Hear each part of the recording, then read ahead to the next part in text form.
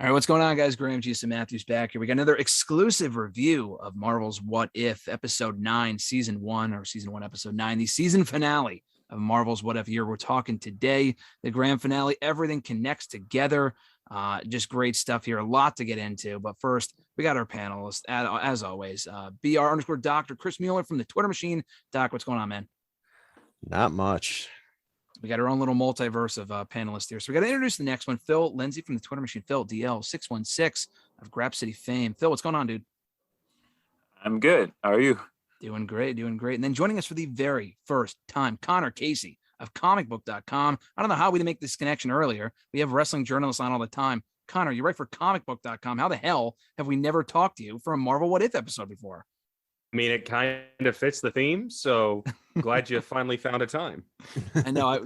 No disrespect that we didn't do this sooner, but better late than never. And it's for the season finale, so you got like prime spot here. No disrespect to other guests, but probably the best time to have you on to discuss this stuff. So before we go any further, give me your rundown of obviously, your interest in Marvel and all this other stuff. Kind of give a rundown of your, interest in fandom with Marvel and comic book stuff in general. And then we'll get into the Marvel What If stuff. Sure thing. So I jumped on to Marvel pretty hard with the first Iron Man. Mm-hmm. That immediately hooked me in. I was thinking about this the other day. I had the iPod Mini.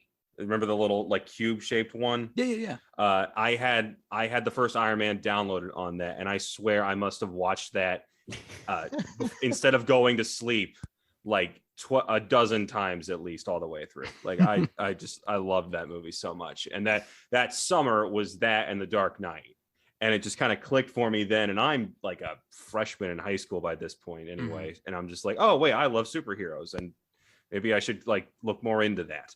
So I followed the MCU all the way through, dipped into comics probably in like right after college, and then wound up at Comic Book, where I'm just surrounded by people that have been following this stuff forever.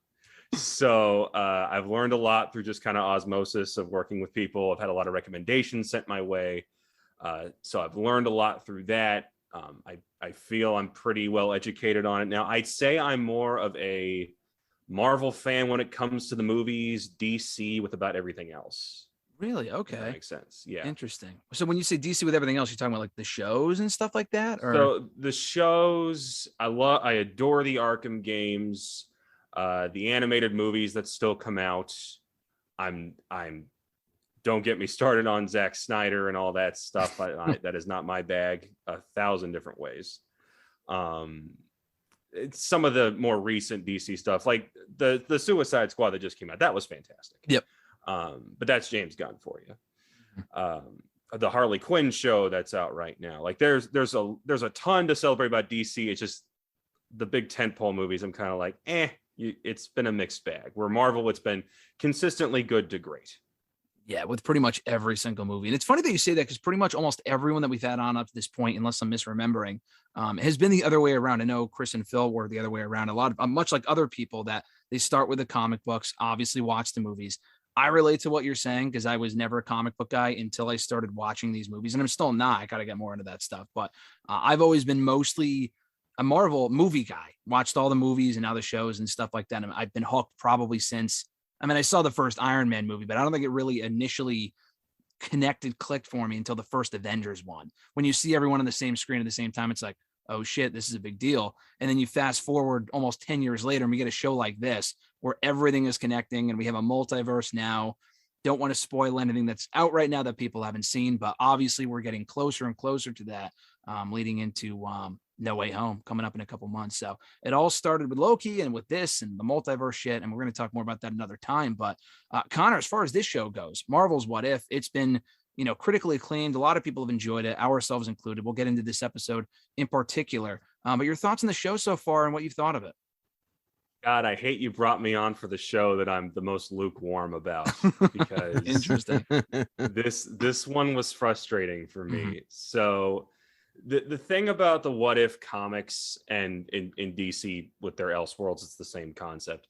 They're always meant to just kind of be a fun thought experiment, and at the absolute most, a backdoor pilot for ideas that can be used later on down the road. Lady Thor was famously pitched like decades before it was actually used. And now we're getting Natalie Portman with the hammer. So sometimes it works. With the show, I feel like a lot of expectations were put on it that, oh, it's going to tie into No Way Home and Multiverse of Madness, and we're going to get a Captain Carter movie somehow, and we'll see Doctor Strange Supreme pop up in his next movie. I'm like, guys, let's pump the brakes on all of this. And even when people were arguing, like, okay, how do the rules of this show match up with Loki, and why do some things not?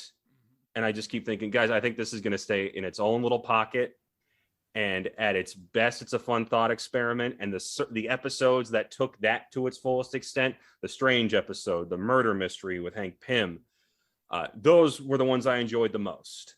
When people were like, "Ooh, what could this mean for another movie?" The Captain Carter episode comes to mind. Over my head, didn't in one ear out the other, didn't really click, and it was just like, yeah, it was okay. You know, I'd put some of the episodes on the same level as, you know, Cap and the Winter Soldier, the Falcon and Winter Soldier. Not the Winter Soldier is fantastic, but the show that came out earlier, I would put this, if we were going to rank them, Loki is at the top by quite a distance. Then WandaVision right up until the end. In the end, last episode was disappointing. Then I would put this, and then Falcon Winter Soldier. And I think the bottom two were pretty negatively affected by COVID. So I could see both kind of recuperating if they do another season, which they're going to do at least one for this. Yeah, I think that was confirmed. Yeah, they're definitely doing a second one. You know, Chris and I were discussing earlier. We'll get into it, but like the Gamora cameo on this episode obviously was from, I mean, it was supposed to be in this season, but they canceled the episode that doesn't exist. Yeah. Yeah, that didn't make a lot of sense. That was my biggest knock against this one. They're going to be doing it in season 2, and Chris and I were just discussing before you and Phil came on, was that, is it going to take place before this or after that? Maybe they can tweak it to make it make sense. I mean, is this going to be one continuous thing where like the events of this season will continue on and into a second one? You know, we got that post-credit scene here with Captain Carter and very likely the return of Steve. So is that going to be its own show or another episode? There's a lot of questions, and it's not a bad thing that there's more questions than answers, but we are in an interesting spot now because there's been a lot of throughout the entire season. It's like, all right, it's a wait and see approach, because with Marvel, I have faith that they will do the right thing. It's like almost like an AEW NXT thing or whatever. With the main roster, you know, it's not a great, you know, there's almost no faith there when it comes to wrestling. But when it comes to some of these other companies and brands and whatever, you have a wait and see approach, thinking, okay, they do the right thing more often than not. I'm willing to see it play out. We saw the show play out. I was thoroughly satisfied by the end of it. Where they go from here is my next question. But let's start breaking this down. Chris, your overall thoughts on this episode. We've been talking about it every week for months now. How did you think this wrapped up the entire show? Your thoughts on it? I mean, other than the fact that, you know, Gamora's episode was missing and her character felt shoehorned in, I'm just happy that I finally got a prediction right from the beginning, because I've been saying that all of these were going to cross over and we were going to see a big thing at the end. That's true. And then as we got closer, that became very apparent. But I'm glad that finally worked out, because none of my WandaVision predictions. I don't think any of our WandaVision nobody's did. Don't beat yourself up, Josh. But besides that, I just really enjoyed seeing some of these characters interact the way they did. Like, I was surprised that I didn't see more people asking for a Captain Carter Natasha relationship after this episode, because I'm sure it's coming. There were moments during the episode where I'm like, are they flirting with each other? But everyone is flirting with each other according to the fans of you know, fan fiction and all that other stuff. Don't go on Tumblr. That's all it is. Yeah, right. But it was, I really liked how they ended the episode with Natasha being brought to a different universe, and her being like the person who finally knocks Loki on his ass and wins the battle. I thought that was just a cool way to end her story. And it almost felt like they were saying, okay, we gave her one exit in the MCU, and now we're going to give her a slightly more happy ending, at like a different version of her, obviously. But I just thought overall it did a good job wrapping a lot of the stuff up from the season. It obviously left a couple of dangling threads that they can pick up next season, but we'll see what happens with that. Like, I get the feeling that evil Doctor Strange isn't exactly too keen on sitting there for eternity and watching over this little bubble he created with Killmonger and Ultron. Mhm. So that'll probably come back into play. But like Connor was saying, I don't think this is going to impact the movies very much, if at all. I could potentially see down the line one or two of these characters somehow being brought into the live action stuff, but I don't think we're going to see it in Doctor Strange or Ant-Man or Spider-Man necessarily. But if they're going to bring anybody over from this, it would make me so happy to actually get a Captain Carter movie or TV show. I think that's pretty likely at this point. I think there's been, of all the episodes, that being the first one, I think in retrospect was the best possible episode to start the season with. I mean, in some ways, maybe not, just because it was one of the better ones, and a few of the ones that followed weren't as good, in my opinion. I mean, there wasn't a bad episode of the bunch, I don't think, by my standards, but every episode was good to great. But I think that first one was among the best they did. This one being a great one as well. So we'll see where they go with that. There's a lot of different directions they can go in going forward. And there was something else I was going to bring up too. I forget. But so the director or screenwriter or someone involved in the show, maybe it was Kevin Feige. Did they not confirm that this is technically canon? I mean, not that they're going to incorporate shit from, into the MCU, but this is technically canon, right? To a certain extent, or no? Well, yeah, canon, it's canon multiverse. in so much that multiverse, yeah. Okay. So if there's infinite possibilities, then yes, these could exist. But will they ever play any sort of role ever? Probably not. Yeah, probably not. I don't think we're going to see the squid monster at most. Here's what I'm thinking. At most, we get, because they're going to keep messing with the multiverse stuff in Doctor Strange too. Mhm. At the most, he's going to be looking into a void that sees a bunch of alternate universes, and you get a flash of Haley Atwell in the outfit, or you get a flash of, hey, that's an eviler looking me, stuff like that. Yeah. I mean, it's possible too. You mentioned, I don't think this is going to happen, but we do have Multiverse of Madness coming out next year. Could they incorporate like the darker Doctor Strange? Probably not. And I hope people don't get their hopes up for that. But I don't know. Marvel has done weirder things that we would have never expected. So we'll see. What about you, Phil? How did you think this episode tied up all of season one for What If? Were you left satisfied by the end of it? Yeah, I thought it was a satisfying ending. I think your enjoyment of the series and this episode is gonna, taper on how much you enjoy the concept in itself. If you're kind of like, this is a nothing cartoon, then you're probably gonna walk away from it going, don't care. But I thought it was fun for what it was. Yeah, no, I thought by the end of it, because I was a little disappointed, as we've talked about in other episodes. Like I said, all the episodes were solid to good to great or whatever. But like some of them ended in like unspectacular fashion. Like, for example, I think probably for me, the most unsatisfying ending of any episode this season was the Killmonger one. I enjoyed the episode, but it ended so abruptly in weird fashion. But they did that for a reason, to introduce the character for this episode, the giant team up or whatever. So in retrospect, it might be one of those shows where you have to go back and rewatch every episode, which isn't completely, far-fetched to say that, because every episode is closer to 30 minutes. So it's really not that much. Like, if you watch them all back to back, there's 9 episodes. We're talking probably 4.5 hours, which if you watch WandaVision, that's like 9 straight hours at least, because they're closer to an hour. But Chris, you had mentioned before we went live here that they were actually planning on doing longer episodes, right? Because it was impacted by COVID. Yeah, the interview I read, I might have even been on Comic Book, Connor. Their producer was saying that with COVID impacting them, they were originally planning on doing 40 to 45 minute length episodes, and then the season was going to be 10 episodes, which we lost the Gamora episode. So yeah, I think a couple episodes probably suffered because of that. They were really rushing through the stories, and like the Captain Carter episode, that was almost a remake of just the first Avenger, but a swap of the characters. Like, they hit all the major story beats. So that's one of the episodes where I could see an extra 10 minutes, allowing them to have a little bit of fun with some of the stuff we didn't get to see from the first movie. Yeah. This is gonna. Oh, sorry. Go ahead, Phil. Oh, I absolutely love them recreating the beginning of Winter Soldier for this episode. Yes, that was so good. And they got George St. Pierre for it too.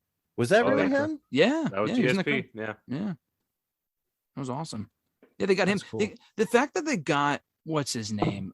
They got Ego. They have fucking Kurt Oh, Russell. Kurt They got, Russell. yeah, they got him for like 2 lines. A line. Not even 2 lines, a line in the beginning of this episode is just amazing. And he was involved in the second episode, the T'Challa episode, again for a line or two. I don't know. I'm not like overly ingrained with like pop culture and stuff, but how are they able to get Kurt Russell and not like, I know the Scarlett Johansson thing recently wrapped up, but is he really that much less of a star than Scarlett where they couldn't get Scarlett? I know they like the lawsuit and whatever was an issue, but these were recorded a while ago. Obviously with T'Challa and everyone else. So some people it came down to scheduling, and some Okay. people it came down to they just weren't under Marvel contracts anymore. oh, And you okay. can get people to record a bunch of lines in one sitting. Yeah. Mhm. For him, Yeah. that's a lunch break. That's not even a morning.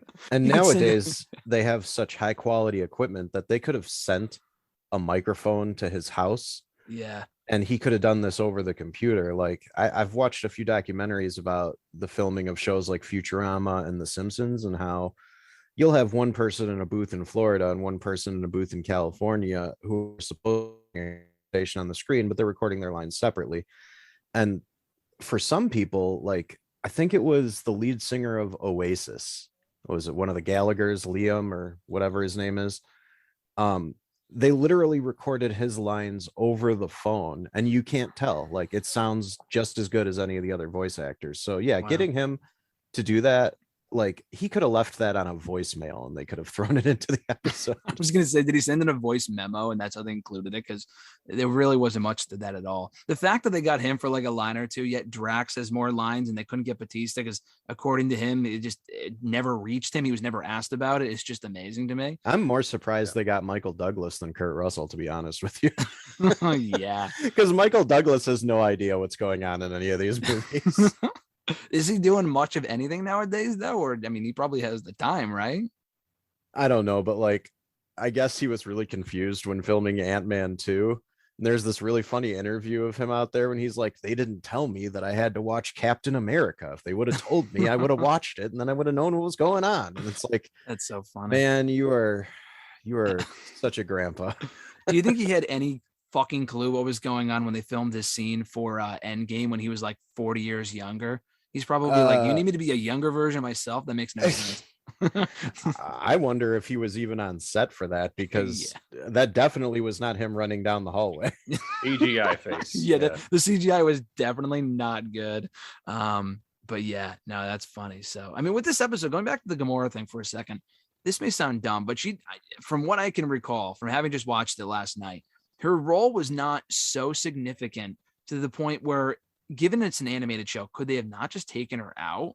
Like, I know the episode was already made and everything, but could they have not just edited the character out in some way, form, or fashion? I mean, we talked months ago, we didn't review it, but that fucking zombie movie that came out with Batista in it, they recasted an entire character, and that was a live action movie after the movie was already made. How could they have not just taken that character out for this episode and just made the minor tweaks so it made more sense? Because I feel like that's the biggest takeaway coming out of this episode is, where the hell is that Gamora character from?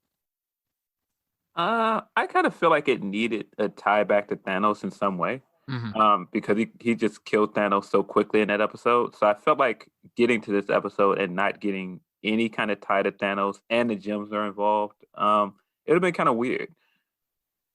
So speaking of Thanos, Chris and I were talking about this before we went live, but were you guys surprised that we did not see zombie Thanos? Because they showed the zombies, obviously, the zombie Wanda. I was expecting him to come through the portal as well. And as Chris mentioned, maybe, combat Ultron and Ultra Vision, whatever, and kind of use that to their advantage. But we never saw him again, which makes me think that they might continue this for, another episode in the second season, some Walking Dead like shit or whatever. Were you guys surprised? Chris, we already talked about it. So Connor, I'll start with you. Were you surprised to not see Thanos in zombie form on this episode? No, but I got what they were going for by bringing back zombie Wanda. And it's the WandaVision connection again. Honestly, with a lot of this episode, I just thought, throw the rules out. Don't try to think too hard about it.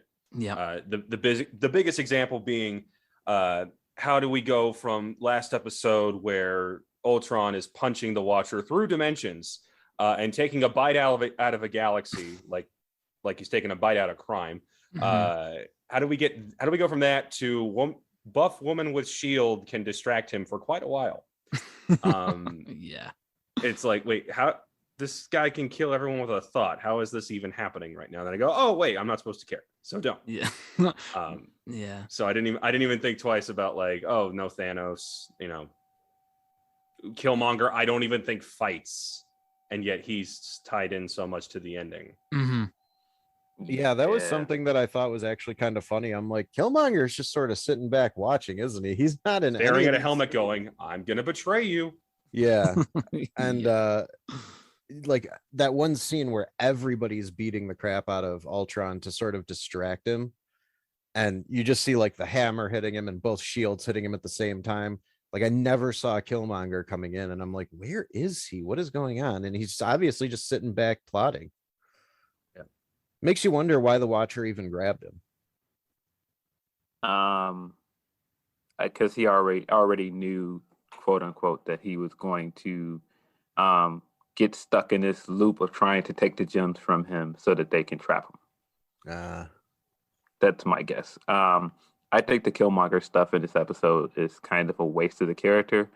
I think just using him as this, well, he just wants to conquer everything. Well, it's not really Killmonger's motives. I mean, his motives are very specific. So making him into this, oh, I have to have the gems and I'll use them, to make everything right. I don't necessarily think that fits his character.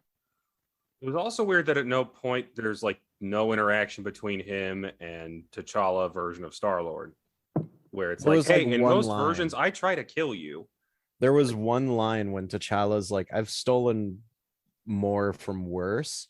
And Killmonger just goes, wow, you really are from another planet, aren't you? Like, just like you're not the goody two shoe T'Challa from my world. Right. Hmm.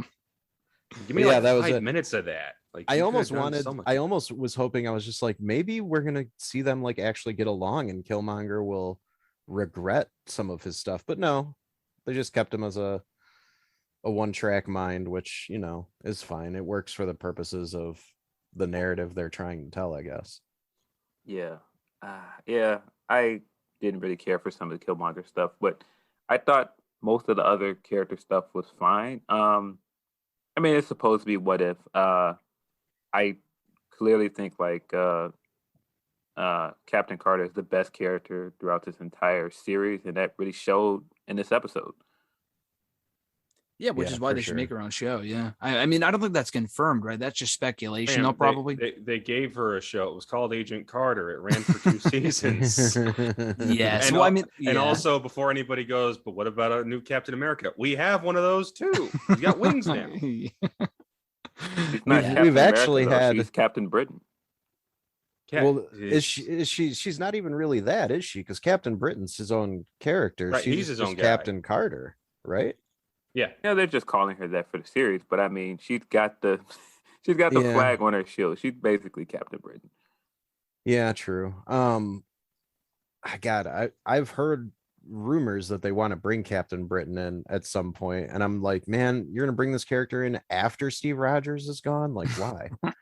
But it would be cool to see him like pop up in the next Falcon and Winter Soldier outing. Like, I know they have Cap 4 was announced for a movie, but I get the feeling that we'll also see them pop up on another show at some point. Yeah. Yeah, We're going to see if everyone they- pop up somewhere. If they bring in Captain Britain, I think they should do the MI13 stuff from like the Paul Cornell run. That's the route to go with that character. I don't really have any interest in a solo movie based on a team book would be awesome. Yeah. I think we're maybe getting to a point where solo movies are sort of a thing of the past. Like, it's, even though some of them might have a name associated to it more, we're going to start to see more like 2 and 3-handers with like, the last Spider-Man movie was a Spider-Man and Iron Man movie, basically. Mhm. And Ant-Man and the Wasp. Like, the next Captain Marvel movie is The Marvels with all of the Marvel women. Like, Yeah. Captain Marvel, what's her face, Miss Marvel, and then of course Teyana Paris's character from WandaVision. So Monica Rambeau, yeah. Monica, yeah, that's right. You mean like a keep getting- Ragnarok? I Or keep sorry, go getting ahead. Monica. I keep switching Monica and Maria in my head for some reason. Damn So- Marvel naming devices. They've been doing that for a while, though, right? I mean, we talk about like you think about Ragnarok, for example. That was like Thor and Hulk. So I mean, it's not like a new concept for them to be doing that type Right. of thing, right? Yeah. So And the next Thor is going to be a Thor Guardians movie. Essentially. yeah. I mean, that's probably not the worst way to go, considering there's so many characters. Even with the deaths of all the people that died in the Endgame movies and stuff like that, the major Yeah. characters, there's still so many. Even with the shows, I mean, if you were to give all of them their own movie, I know Shang-Chi just got his own movie, and what else did we get? Or the Eternals are getting their own movie coming up. Black Widow got a movie a decade late, but she got her own movie too. I mean, at a certain point, there's just so many people. You can't be putting out a Marvel movie every month. I mean, there's a lot as it is. People would argue that it's just, overexposed or whatever, but they're batting, for 1,000 years as far as like, every movie's been good. There hasn't been a terrible Marvel movie. Obviously, some are weaker than others, but I mean, the show so far, we're 4 for 4, I would argue too. Obviously, as Connor said, I would agree with that ranking as far as Loki, WandaVision, this, and then Falcon Winter Soldier right underneath it. But even Falcon and Winter Soldier, we talked about it months ago when it first aired, was a great show too. But with a show like this, I mean, to kind of go back to what I mentioned earlier, as far as what they can continue going forward, whether it's going to continue the same storylines, obviously some will carry over. How do you top Ultravision with all the friggin' Infinity Stones and the type of threat that he posed in the last 2 episodes? How do you guys think they're going to top that with some sort of multiversal threat going into season 2? Any predictions for what that could be, like a Galactus or something along those lines? See, I don't think it needs to be a multiversal threat, and I'm sure this is going to be unpopular, but I don't think these ever need to start crossing over. Mm-hmm. Like you did it once, you had the big punch 'em up fight, it looked cool. You never need to do it again. Most what ifs never intersect with each other or the main canon. They just are their own thing, their own standalone piece. If we start getting longer episodes in season 2, my hope is that we just get, hey, these stories kind of go in one of 3 ways. They go, here's a new character we're introducing, we're changing one thing in the canon and watch the domino effect. And number 3 is, oops, we broke the universe. Just do self-contained stories like that. If they take 30 minutes, take an hour, that's fine, but they don't necessarily need to all be crossing over and building up to Galactus-sized Thanos. We don't need that. This show can get on without that. Star Wars Visions just came out, and nobody was hoping that those would all start suddenly crossing over, even though they were technically in the same universe. That would have been really weird though. Because So some the of art those styles, yeah. Oh my God. Some of those episodes were so hard to sit through. Like, I'm a big Star Wars fan and I don't really do the anime stuff. So for me, it was like 3 out of, what was it, 9 episodes or 8 or whatever Yeah. they released. Yeah, Maybe 9. 3 of them were enjoyable to me. And the rest, I was just like, oh my God, this is so weird. Did you at least enjoy the duel, the first one? The first one was the best one. There you go. Okay, we're on the same page on that. That I the art really like the first one, but there's another Yeah. one in there that's really, really good. what was it then? It was like the 9th Jedi or something that they were Yeah. called. That one was good. That could have been a movie. That one was really good. The one that I thought was the most ridiculous was the brother and sister one. The twins, yes, because Allison And- Brie cannot. Oh my God. I didn't that. even pick out her voice. And then when I heard it, I was like, that makes perfect sense. Yeah. And I listened back to it. I'm like, yeah, that's definitely her. Cause like there was certain times in Community when she would get crazy. And that was the voice that I would hear. Her just screaming kyber crystals had me on the floor. That was Yeah, hilarious. that show was very strange though. But that's a brilliant thing by Lucasfilm, because they can basically have all these little anime studios audition by creating 1 10-15 minute episode, and then if one of them takes off, they can go to that studio and be like, hey, guess what, we're going to give you a full show. Like, it's a brilliant strategy. And for the what if stuff, I don't think we need to see another multiverse connection in the next season. It wouldn't surprise me if they tried to pull that again, because the Watcher fucks stuff up on a regular basis, so he'll get involved in some way. But yeah, I agree with Phil where like Captain Carter was definitely the strongest character, and I think I don't know if it was maybe intentional, but it felt like them giving you that little shot of her at the end finding the Hydra Stomper, and then Natasha being like, someone's inside. Like, how is Steve still alive? Like, they have The to go back corpse of to a very dead Steve Rogers. Right. Someone's inside and they open it and skeleton just a falls out. skeleton. Yeah, exactly. But I really hope they go back to that, because like, I want to see this version of Peggy get her happy ending just like the other version did. Nah, she's gonna open it and he's gonna bust out with like the Winter Soldier mask on. It's going to be the Hail Hydra version of Steve. That's how they're going to bring us Captain Hydra. Please, let's never touch Secret Empire. I want a Secret Empire movie Phil, want why it. do you want to hurt me like that? because I think that the movie would be great, and I feel like honestly, Falcon and the Winter Soldier has a lot of ties to that comic book series, especially like the Sam Wilson book, which the Sam Wilson book is actually really, really good. I don't care what anybody says, it is. And so I wouldn't mind seeing it. I'd be down to see it. I'd just be curious if, like, how would they do it if they're not going to use Evans? Because the whole Oh, I feel like crux you of, have to though. yeah, That's why I said Really I wouldn't have mind to. seeing it. You're not. They're not going to put a Nazi Falcon running around. No. That's well, not right, going and that right. wouldn't make any sense either, because he wouldn't have been frozen back when Nazis were a thing, and it just wouldn't have been. But then you have to get into the whole thing about the cosmic cube and it being a kid and it wiping people's memories. It's a mess. And Miles is there thinking he's going to murder Cap. The Yeah. book is a mess. I'm sorry.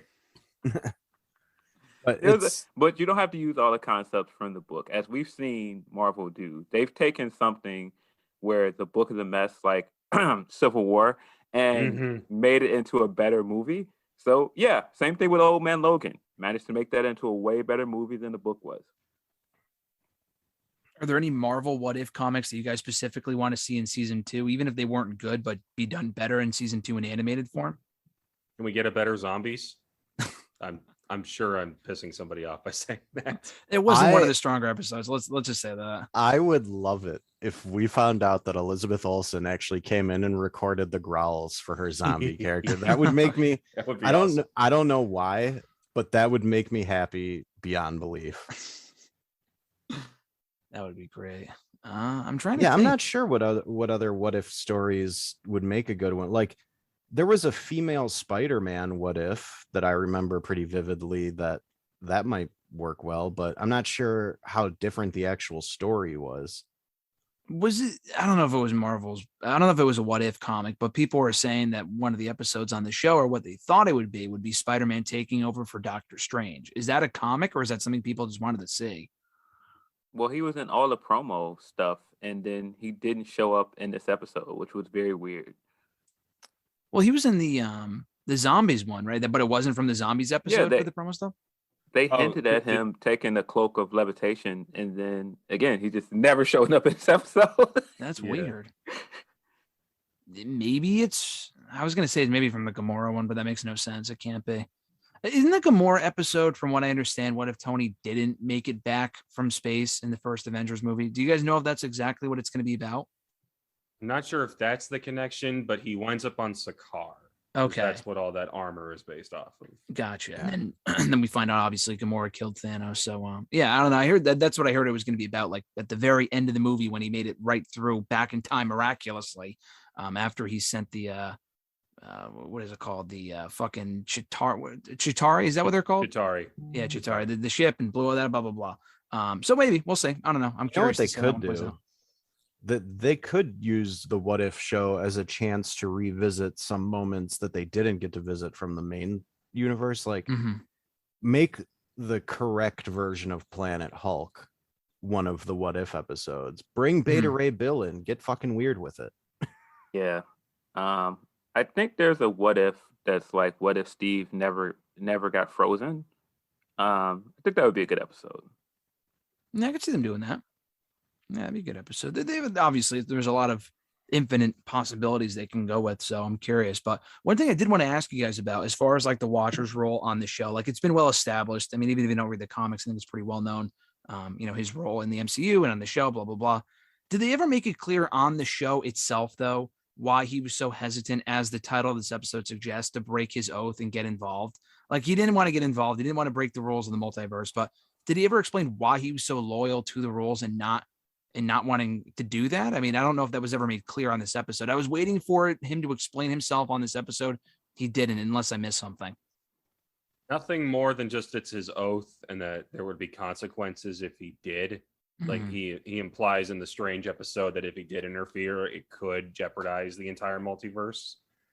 Obviously, there are bigger players than him in Marvel canon, so it could be just like, hey, if I do this, I got bosses that'll tell me, hey, you this isn't good, you're gone. But that was never said aloud. Like, I don't know if we're ever going to get like the living tribunal in this. Yeah, So I mean, they hinted at him in get Loki. if there were ever a show to get weird, like this would be it. You can get the three-headed guy, and like the guy that eternity, the guy that embraces the universe itself. Eternity, Yeah, like bring him in. I mean, there's technically like, I know that they called Kang this in Loki, but He Who Remains is a different character who's there. There's like 3 or 4 different Marvel characters that claim to have created the universe, so it's very strange. In Eternals itself, they've like tried to re-explain it like 3 times. Yeah, so we'll see what happens with that, but I'm really looking forward to them doing more of this, because it's just a nice comedic kind of change from the normal Marvel stuff. Like, I know Marvel's comedic to begin with, but this felt more like straight comedy in some episodes, which I really liked that. Like, the zombie episode was very comedy heavy, which I enjoyed. I thought the Thor episode was the best one of the season. Oh yeah, yes. The Thor episode was hilarious. I loved it. Chris Hemsworth screaming when the Watcher grabs him was one of my favorite moments. No, that was funny too. But no, when the Watcher first grabs him, because he's like ignoring him. He's just fighting all the little Ultron robots, and then he grabs him and he's just screaming. Like, that had to have been hard on Hemsworth's throat, because he really let out a scream for that. That was so funny. And then the Viva Las Vegas battle cry was amazing. Yeah, and then Ultron's response to that. I don't think that episode or his role on this episode, episode 9, would have been as good if they didn't get Hemsworth for it. So I'm really glad of all the. Was he the only original Avenger that they got? Did they get They got Jeremy Renner, right? I feel like they got Renner. Yeah. They definitely didn't get Renner played himself. Oh, he did. Okay. Sam Jackson. Oh, yep. Which is also surprising they got him. Paul Bettany. I mean, he's not an original. Yeah, but still. Yeah. I mean, Lake Bell did such a good job with her part, like trying to mimic Scarlett. I mean, she sounds like Scarlett Johansson a little bit to begin with. So that was perfect casting. A lot of these people sounded very similar. Spider-Man's character, I think either Phil or Chris, I don't know who said it, but someone, or maybe whoever we had on for that episode, mentioned that they did like the animated version of Spider-Man or something. Oh, yeah, that was games? Phil. Okay. Yeah, isn't he the Spider-Man from Spectacular Spider-Man? Oh, okay. Which is the best Spider-Man cartoon. I don't care. 1,000%. Yeah. What were we going to say, Connor? I think the guy that played Peter in Spectacular Spider-Man, I think he was the voice of Steve in the first episode. Oh, okay. Maybe that's what I'm thinking of. He was, yes. All right. And then the guy who does Iron Man has been doing him in a lot of the cartoons that Marvel's been making for years. He does like a passable Robert Downey Jr. impression. You know, you can tell it's not him, but he gets his cadence pretty well. Yeah. Shows up so he can die in every episode.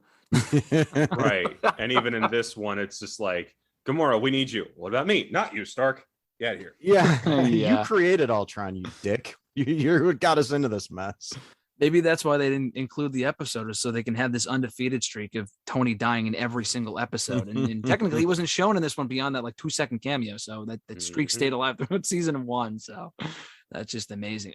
Going off that real quick, I had seen someone mention this about a week or two ago, and I guess it's only appropriate to discuss it here. But Tony Stark, going back to the Doctor Strange episode when they called, what's her name? The girlfriend of Doctor Strange. Her name's escaping me. The woman. Rachel McAdams. Character? Yeah. What's her character's name? Goddamn. I should know it. He screams it like 5 times. Yeah, what's her name? Well, whatever. Rachel McAdams' character, they call her the absolute point, which is meaning that she just can't die. Does that mean Tony Stark dying in the MCU is an absolute point? Because every time we've seen him in any of these episodes in the actual MCU, he has died. So does that make him an absolute point according to you guys, do you think? Maybe in I've some seen universes. it as a theory. Like I saw New Rockstars do it. and Christine they're- Palmer. Yep. That's it. Yeah. Christine. Christine, yeah. That's what it was. I buy it as a theory, but at the same time, the whole absolute point thing doesn't exactly track with kind of the rules that they had established. And again, whenever as soon as you bring up Loki, like all the rules fall apart. Yeah. Because if it's an absolute point in that timeline, but not in ours, not in MCU proper. But it's an absolute point for Tony in all of them, but only at certain points in history. I guess. See how it kind of didn't make sense? Yeah. So does that mean if oh my God, you guys just said it. What's her name? Christine. Christine. Such a memorable name, I know. I know, right? I think she's back in the second movie, right? They're bringing her back. Yeah. Yes. Okay. So does that mean if her death was an absolute point in that universe, does that mean that Doctor Strange could go to a different universe and get himself a Christine? She could still be alive somewhere else. I mean, she's obviously alive in the movie. The absolute point thing kind of doesn't make sense anyway, because she doesn't die in his movie. So how's it an absolute point? Like, it's that's what I was saying. Like, maybe it's only absolute in that universe. That's what I'm saying. So what if he goes to a different universe? Yeah. And I mean, as far as Tony being an absolute point, I don't think it's so much that he's an absolute point. I do think that he's supposed to live to a certain point. And if he doesn't, it causes all the rest of this stuff. I mean, that's essentially why Doctor Strange made sure to save his life at the end of Infinity War. Mm-hmm. Yeah, because it was the one outcome. Yeah, no, yeah, it's interesting, and like you said, Connor, everything just kind of falls apart rules wise. I mean, looking at this episode alone, I don't know if we mentioned this, but when they were trying to extract the stones from Ultron, and then they were like, "Oh, it only works in my universe to get the stones," but then fucking Doctor Strange is using his time stone on Ultron. I mean, how does that make sense? Yeah, the rules that they've established with the Infinity Stones are very fast and loose. I think with the TVA stuff, like, it seems to just know wherever they are, whether it be in the null zone or in the quantum realm or whatever, it just sort of negates all of the properties of the stones. Mm-hmm. The fact that they work universe to universe that's fine with me, but it's like, what is different about these stones to where her machine can't break them? Like, that seemed like such a weird thing to establish that she has this machine and then go, oh nope, didn't work. Like it. Yeah. So no. That MacGuffin could not work so that Black Widow could use her MacGuffin. Yeah, true. So here's what I'm thinking. I think that Marvel wanted to send certain messages to the audience, and we, like, not us, but the royal we, are trying to correlate them into like rules of the universe. Like, I think Tony dying in all of these timelines was less about this as being an absolute point and more that it was Marvel's way of saying we are moving on from Iron Man. So stop expecting him in all of these storylines. And if he does pop up, it's not going to be for long. With the stones thing in Loki, it was their way of saying, hey, we know these stones have been important for a long time, but they're not anymore. So stop thinking every movie, hey, why don't they just pull out the time stone? It's to send the signal that they're not as important now. Unfortunately, because we look at everything, we go, wait, what does this mean for like rules? And does a timeline of history also equate to a reality? Because we keep seemingly interchanging those two terms and they're not. It's stuff like that. So sometimes it's not I almost wonder if we're overthinking it, but that's half the fun. Yeah. I also think. Oh, sorry, Phil. Go ahead. No, I was just gonna say I definitely do think that they are putting those kind of messaging like in the movies or the TV shows now of, hey, we're moving on from this thing. And I also think they've been doing this thing this entire phase where they're like, hey, we've watched you guys complain about these things. We listen. Here's this thing that we fixed for you guys. Now shut up. I also think that the whole fixed point in time thing, it felt like a very intentional reference to Doctor Who to me, because that is a big thing in Doctor Who, that like he goes around and muddles with time every episode, but then occasionally there's something that he's not supposed to be able to fix, and then all of a sudden he's like, oh well, this is a fixed point in time, we can't interfere. And it's like, well, why? How do you know that? What determines that? Do you have a list somewhere? Like, it's always such a strange thing to bring up in Doctor Who. So the fact that they put it in this show, to me, I was almost just like, that just feels like they ran out of excuses, and they're like, well, let's just do what Doctor Who does. Yeah, I can see that. It's crazy with some of these episodes, at least with this show, you got to turn off your brain a little bit and just enjoy it. So from that standpoint, I thought it was a very good show. I enjoyed it for what it was. That it was a great way to wrap it up. And it was 9 weeks long. I mean, this is the ninth consecutive week that we talked about it, and does not feel that way at all. I mean, we were going back like pre-CM Punk AEW. That feels like it was a millennium ago at this point. And it's already, mid-October. So it's pretty crazy. Yeah, we started recording these before All Out. Which feels like it was 5 years ago, which is crazy. So It was a month ago. Yeah. It does feel like it was so much longer than a month ago. Oh man, so much shit going on. But at least we always have this stuff to look forward to, and just a wild rest of 2021. We got No Way Home, obviously, at the end of December, right before Christmas. But before then, Connor, I got to get your thoughts on this before we wrap up here. Hawkeye Christmas show. I mean, your thoughts on this? You looking forward to it? You hating on it? What's your thought process here? I'm actually really looking forward to this one. What they are basing this one off of is a fantastic Hawkeye run, which there aren't many of those, but the Matt Fraction one is the one everybody talks about, and this is that one. Mm-hmm. So they have a fantastic source material to work off of. I love that it's set at Christmas, so you know what kind of tone they're going for. Mm-hmm. I love seeing in the trailer the Steve Rogers Hamilton musical ripoff. I think we're going to get so much mileage out of that. I can already tell that the relationship between him and Kate Bishop could be a fun dynamic.